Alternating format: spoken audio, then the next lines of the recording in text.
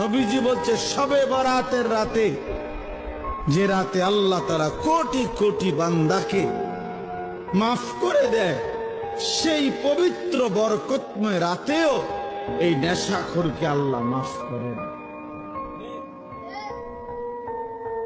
মাফ করেন।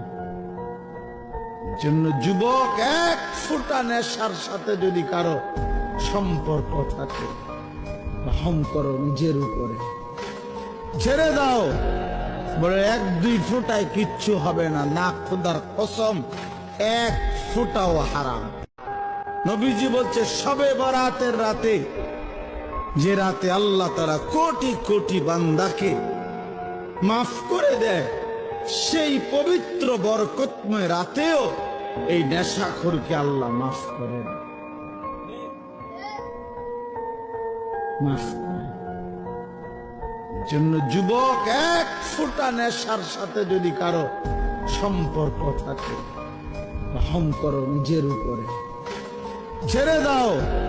বলে এক দুই ফোঁটায় কিচ্ছু হবে না, না খোদার কসম এক ফোঁটাও হারাম।